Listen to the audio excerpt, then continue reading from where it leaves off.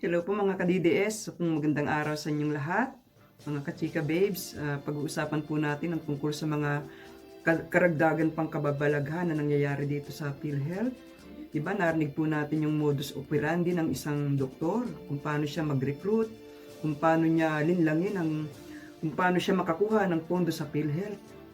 Pero bago po yun, kung di po kayo nag-subscribe, pakipindot lang ang subscribe button upang maging updated kayo sa aking mga latest video.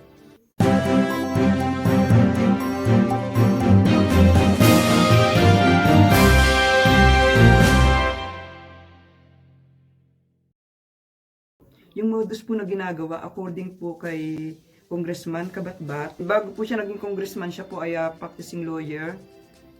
Ang modus po na ginagawa ayon po kay Representative Kabatbat ay yung nagre-recruit po ito pong isang doktor na mga 20 na katao, araw-araw po yan para dalhin sa kanyang klinika or sa hospital, i-check up.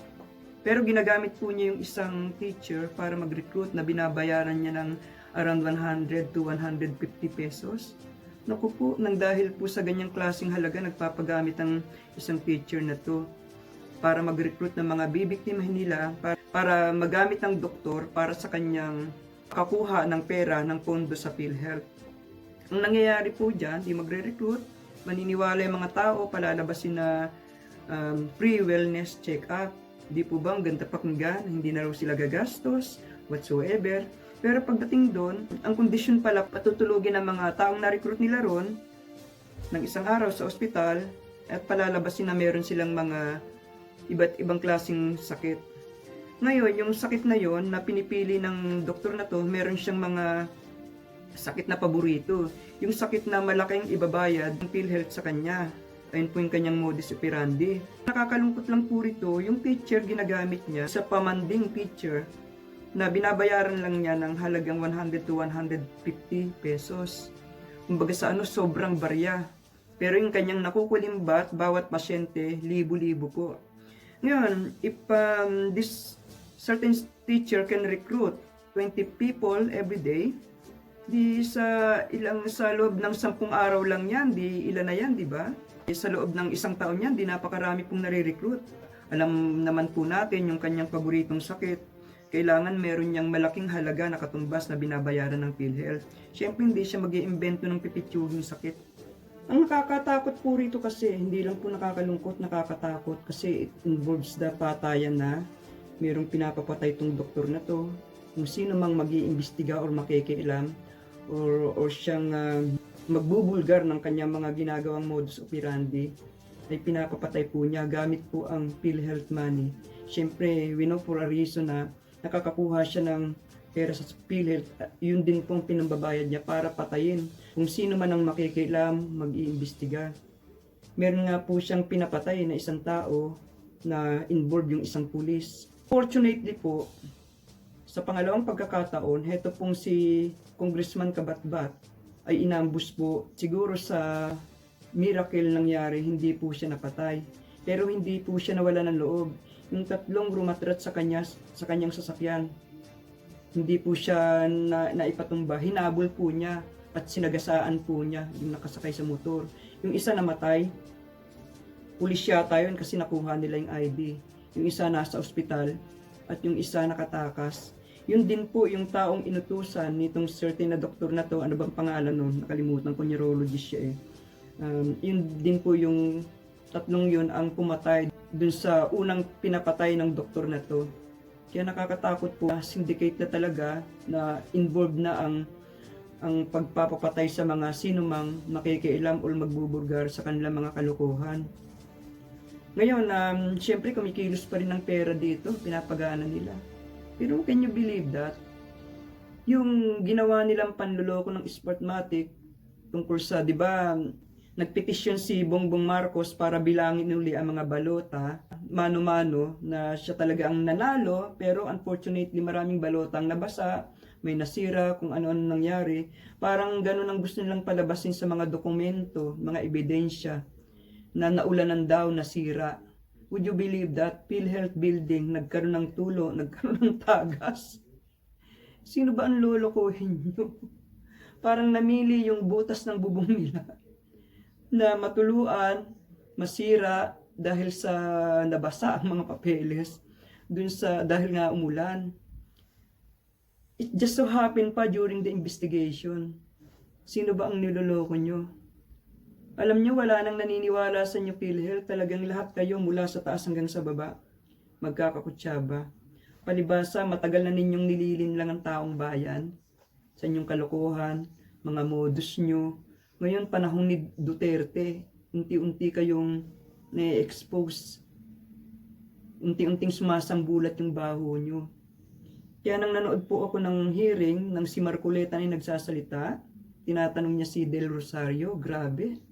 Paikot-ikot po si Del Rosario, pero dahil sa galing at dedication talaga ni Congressman Marcoleta, napaamin niya na illegal ang ginagawa niya.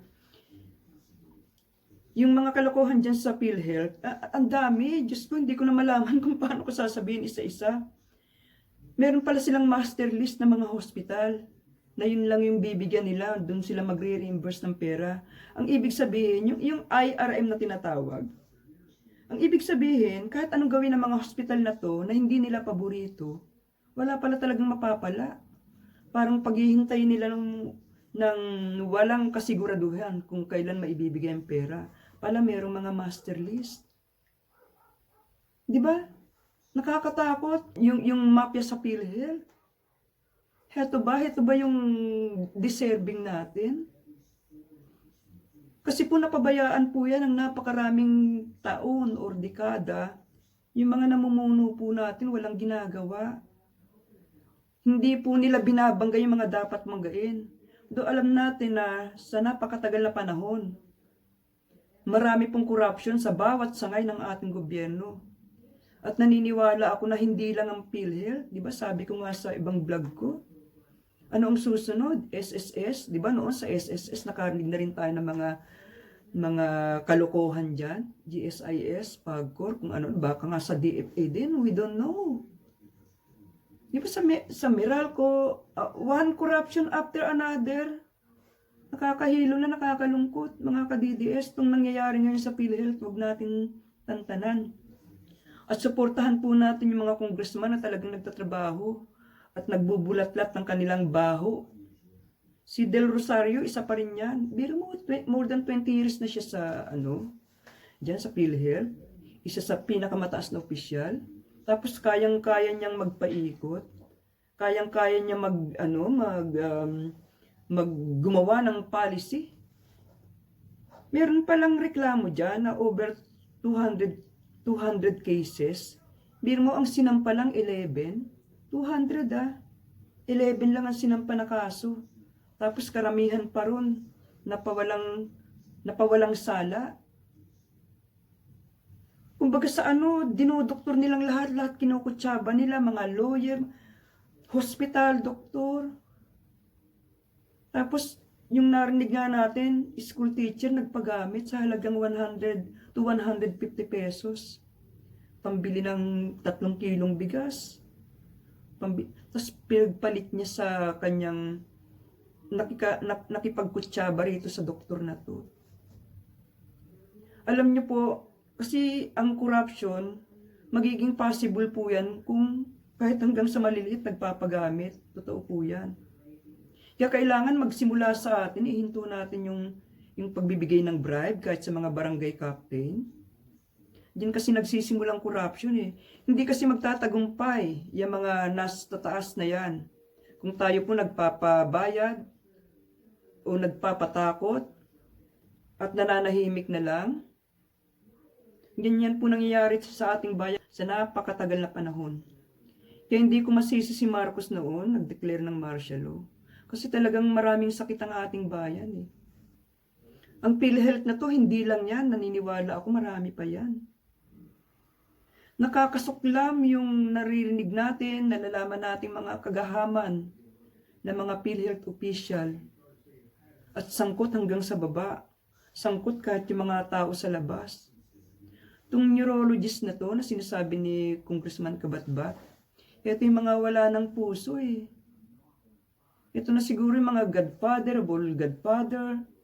Kasama na rin dyan si Duque, naniniwala ako si Duque kasangkot.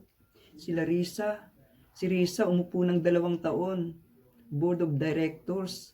Isa sila sa mga nagmi-meeting, mga nagbabalangkas ng mga panuntunan, mga pulisiya dyan sa PhilHealth. Alam ko talaga may kinalaman siya eh.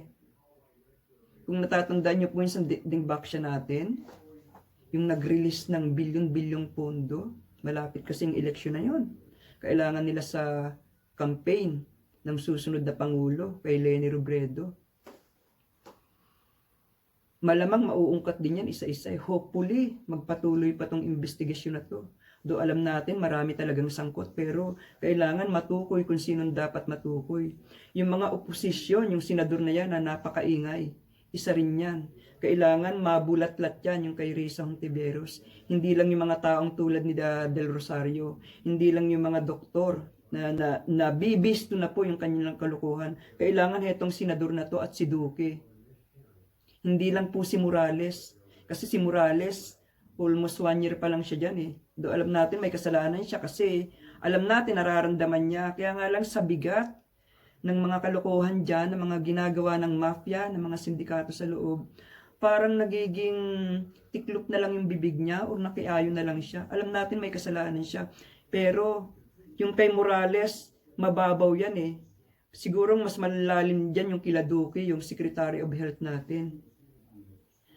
Kaya Pangulong Duterte po, mahal naming Pangulo, nananawagan kami sa inyo for the second time. Ako po, si Duque hindi na talaga competence sa ginagawa niya. Hindi lang siya incompetence. Siya po ay kasama, nararamdaman po namin sa kalokohan, sa mafia ng PhilHealth. For the second time, uli sasabihin ko, pagka si Duque na ang pinag-uusapan, ang mga dilawan tulad ni Risa Hontiveros, tahimik. Walang sinasabi, biglang lumalamlam ang boses pagdating kay Duque. Hindi niyo po ba nakikita yung relasyon? Yung kanilang mga kakutsabahan. Kaya nagtataka ako ba't si Duque nandiyan pa rin. Ilang administrasyon ang dumaan. Lalong-lalo na kay Pinoy, ang laki ng kanyang participation. Sabi nga nila yung nakakalungkot pa rito. Yung mga doktor at hospital na hindi sangkot sa scam ng PhilHealth ay nahihirapan pong mag-reimburse ng pera sa mga hospital na to, sa mga doktor na to. Pero yung doktor at hospital na sangkot sa scam, napakadali mag-reimburse ng pera sa kanila. Bakit po? Kasi magkakakutsaba po sila sa scam. Pinapabura nilang hospital na involved sa scam kasi kasama sila. Silang lahat magkakakumpare, magkakabigtis pagdating sa scam, sa panluloko sa mga kababayan natin, lalong-lalo na yung mga mahihirap na walang-wala talagang pambili. Mahal na Pangulo, alam po namin na ang ganda ng inyong layunin. Gusto nyong makatulong. Pero hanggat merong mga ganitong tao na hindi lang dapat patalsikin to eh. Dapat to mabulok sa kulungan. Walang bail. At natutuwa ako kasi sa narinig ko kila Congressman Marcoleta, kila Mike Defensor, talagang kakasuhan nila. Saludo ako sa mga congressman natin. Grabe. Grabe ang kanilang dedication sa kanilang trabaho. Nasa puso po nila ang pagiging kongrugista nila. Sa Senado, ayoko muna magsalita kasi puro sila grandstanding doon. Doon narinig natin mayroong mga hearing pero what? Magmayabang, magpa-impress sa mga tao. Dito po sa Kongreso, for the first time, naramdaman ko yung kanilang galing, yung kanilang pagmamalasakit sa mga Pilipino. Kaya si Congressman Marcoleta, Defensor, Remula, sino pa ba? Yung mga magigiting nating mga congressman na tumayo. Noon pa man, dati, lalong-lalo na sa ABS-CBN, sila po yung dapat nating suportahan at tulungan. Sila po ang dapat nasa Senado, nasa higher position. Si Marcoleta, pwedeng busy, pwede siyang tumakbo. Then nakikita ko po yung puso niya, nararamdaman natin yung kanyang, hindi lang po, yung puso niya, yung kanyang dedication at yung tapang niya. Kasing binabangga rito yung mga sindikato na eh. Kita niyo po yung nangyari kay Representative Gabatbat.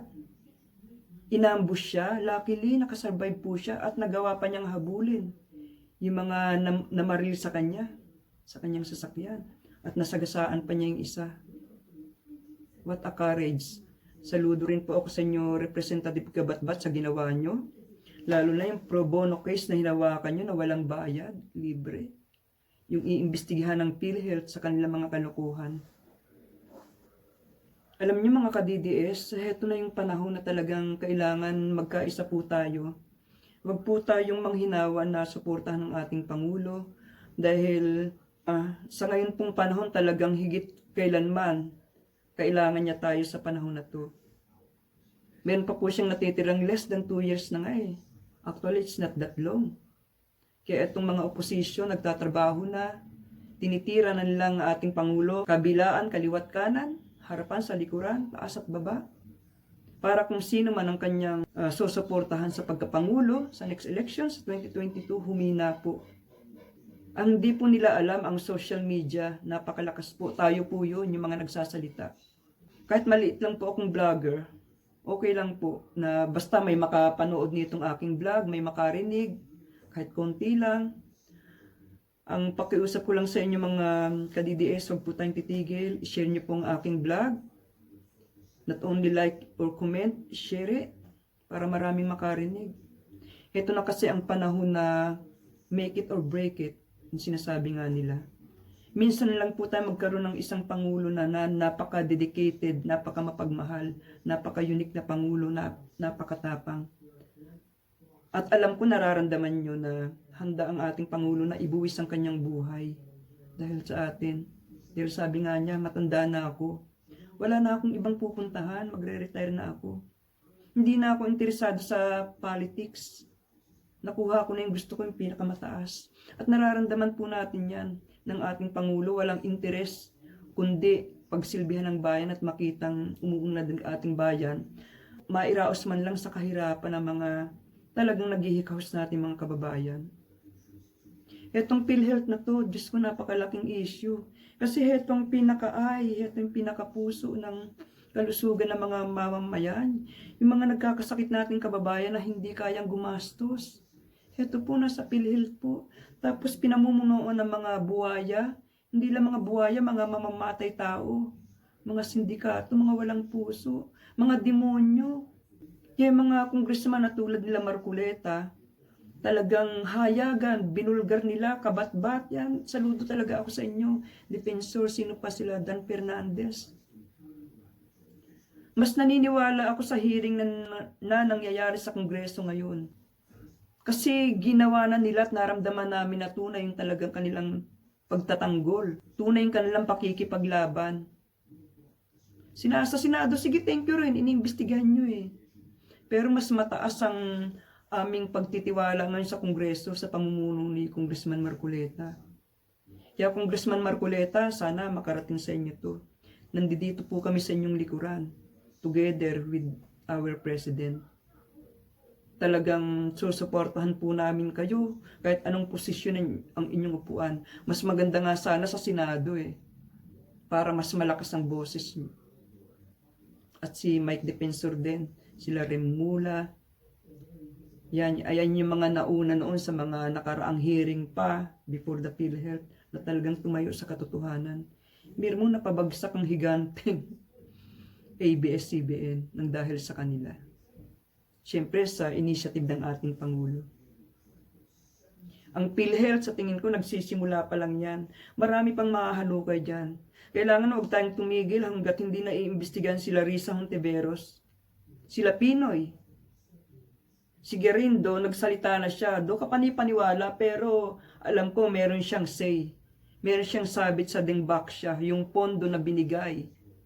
Yung malaking perang na ibigay. Kaya kahit nag-testify ka dyan, sinambulat mo yung baho, yung mga modus nila dyan. Pero sa tingin ko may sabit ka rin eh. Do thank you, but no thank you. I don't know what to say. Si Pinoy, kasama rin dyan. Kailangan yan lahat maipakulong, maparusahan. Kasama na ng mga sindikato dyan, yung mga malalaking pangalan. Yung mga malalaking tao, yung doktor na yan, yung neurologist sa Region 12. Grabe. Grabe talaga. Sila Del Rosario, ayan, yung sinigaw-sigawan, yung pinahiya ni Marcoleta, ay talagang hayag ang binarabaran niya. Talagang nahihindik talagang balahibo ko ron habang tinitira niya eh. Hindi niya napalusutan si Congressman Marcoleta, birong paikot-ikot siya pero talagang pinarangka siya. Huwag kang paikot-ikot, yes or no, grabe talaga. Tapos hanggang napaamin niya, meron silang illegal na ginawa. Kaya marami pa po tayong mapapanood at makakalkal na mga baho dyan sa PhilHealth, yung mga modus nila. Nagsisimula pa lang tayo mga ka-DDS, mga ka-chika babes, mga kababayan. Huwag po tayong manghihinawang subaybayan ang mga kaganapan dito. Hanggat hindi napaparusahan or nai-interrogate si Risa Hontiveros, isa pa yan. Kasi isa yan sa mga gusto talagang magpatumba sa ating Pangulo eh. Si Risa. Kaya Risa, susunod ka na. Visit ka. Siguro nangangatog na yung iyong paa, mula bumbunan hanggang paa. Dahil alam namin na sangkot ka talaga. Sangkot ka sa isang napakalaking sindikato rito. Akala mo kung sino ka. Malinisan ka. Sinasabihan mo, tamad si Duterte, magtrabaho ka naman. Pero ano ba ginagawa mo? Gaga ka. Bakit ka nga ba nakaupo dyan? Kasi marami rin mga Pilipino nag-goyo. She shouldn't be there. Buti nga si Trillanes, wala na. Isa pa yung gago na yan. Hontiveros, I'm waiting na hopefully sumunod ka na sa kasi Pinoy para isa-isa na kayong magbagsakan. Sa kasi Duque, isa pa yan. Wala akong tiwala sa pagmumukha niyan.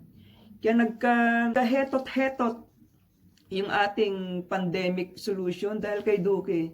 At natatandaan yung FAI, kaya hindi pinansin dito yan dahil kay Duque. Ayun, nasa Indonesia. Yung with all their hearts, whatever it can give, it's a treatment, it's not a vaccine, pero makakatulong pa rin sa pandemic. Dito sa Pilipinas, inisnab.